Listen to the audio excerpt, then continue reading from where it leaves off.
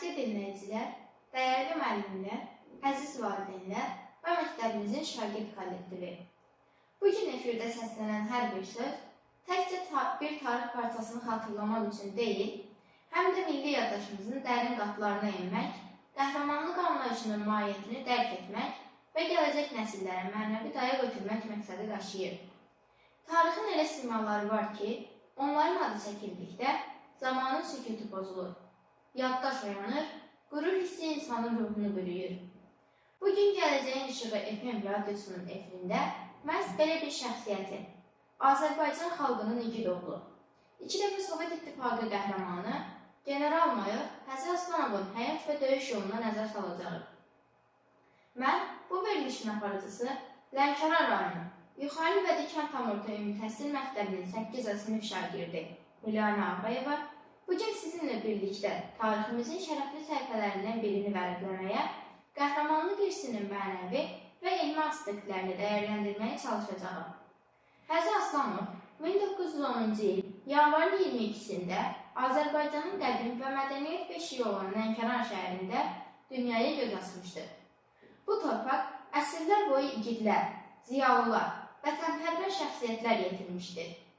Həzi Aslanovun formalaşmasında da Lənkəran mühitinin, ailə tərbiyəsinin və xalq ruhunun mühüm rolu olmuşdur.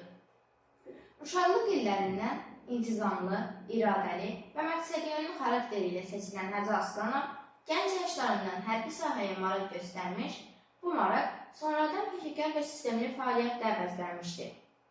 Onun həyat yoluna elmi baxımdan nəzər saldıqda aydın görünür ki, Aslanov təkcə cəbhədə döyüşən bir zabit deyil, eyni zamanda hərbi strategiya və taktika sahəsində dərin biliklərə malik, operativ düşüncə qabiliyyəti ilə seçilən bir sərkərdə olmuşdur. O, Frunze adına hərbi akademiyada təhsil alaraq, nəzəri biliklərini praktiki bacarıqlarla birləşdirmiş, hərbi elmi prinsiplərini real döyüş şəraitində uğurla tətbiq etmişdir.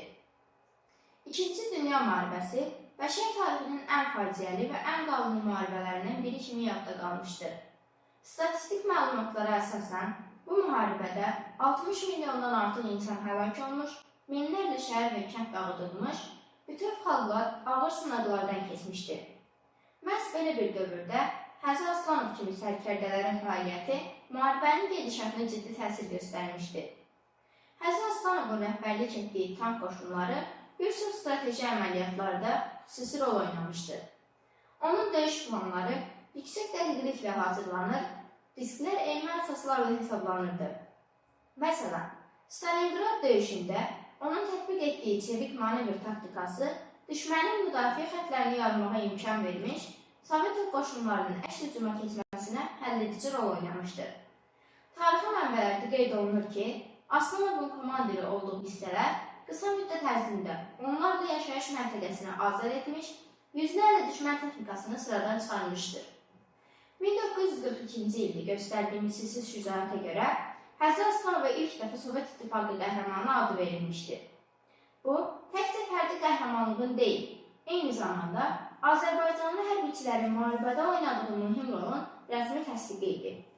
Onun döyüş yolu Azərbaycan gəncliyi üçün bir nümunə, vətənə xidmət anlayışının canlı təcəssümü olmuşdur. 1944-cü ildə isə Həzi Aslanov ikinci dəfə bu ali adı layiq görülmüşdür. Qeyd etmək lazımdır ki, 2 dəfə Sovet İttifaqı qəhrəmanı adına layiq görülən Azərbaycanlıların sayı çox azdır. Və bu fakt Aslanovun hərbi xidmətinin miqyasını bir daha təsdiqləyir.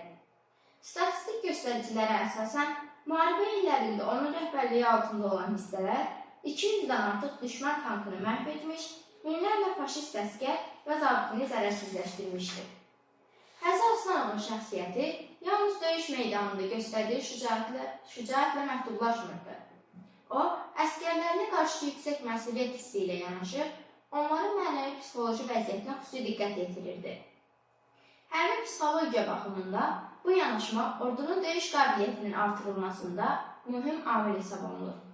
Aslanov əskərləri ilə daim ünsiyyətdə olur, onlara inam aşılayır, vətən uğrunda mübarizənin müqəddəsliyini elmi və mənəvi arqumentlərlə izah edirdi. Onun həyat və fəaliyyəti Azərbaycan tarixşünaslığında da geniş tədqiq edilmişdir. Bir çox elmi məqalələrdə və coğrafiyalarda Həzi Aslanovun hərbi əməliyyatlarının analizi aparılmış, taktiki qəhrəmanlıqların müasir hərb elmi baxımından aktuallığı vurğulanmışdır. Bugün də bir sıra hərbi akademiyalarda Aslanovun döyüş təcrübəsi nümunə kimi öyrənilir. Təəssüf ki, Həzi Aslanov 1945-ci ildə müharibənin bitməsinə az qalmış, faciəli şəkildə həlak olmuşdur. Lakin onun fiziki yoxluğu ideyalarının qəhrəmanlıq hirsinin yaşamasına mane olmamışdır. Əksinə, zaman keçdikcə Aslanovun adı daha da ucalmış, bu xatirəsi xalqın qəlbində əbədi yer tutmuşdur. Bugün Azərbaycanın müxtəlif şəhər və rayonlarında onun adına daşıyan küçələr, məktəblər, muzeylər fəaliyyət göstərir.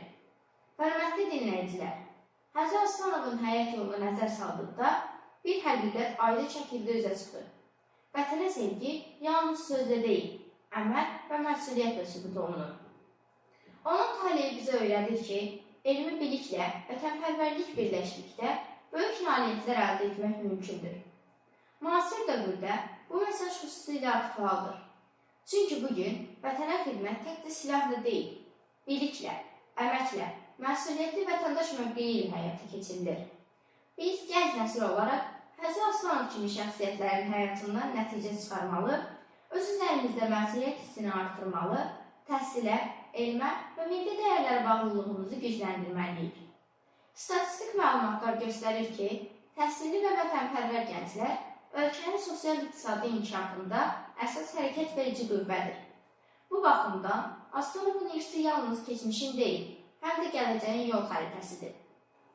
Bu veriliş vasitəsilə bir daha vurğulamaq istəyirəm ki, Həzi Aslanovun adı tarix kitablarında qalan sadə bir məlumat deyil. O, milli kimliyimizin, qəhrəmanlıq anlayışımızın, mənəvi gücümüzün simvoludur. Onun həyat hekayəsi hər birimizi daha məsuliyyətli, daha məqsədyönlü və daha ümidli olmağa çağırır. Sonda isə demək istəyirəm, gələcək nəsillər Həzi Aslanov kimi şəxsiyyətlərin irsini yaşatdıqca bu torpaqda ümid heç vaxt tükənməyəcək. İşıq heç vaxt sönməyəcək. Gələcəyin İşığı FM radyosunun efirindən sizə səslənən bu fikirlərin hər biri tarixə hörmətin, gələcəyə inamlı ifadəsidir. Diqqətinizə görə təşəkkür edirəm. Sağ olun. Gələcək verilişlərdə yenidən görüşmək ümidilə.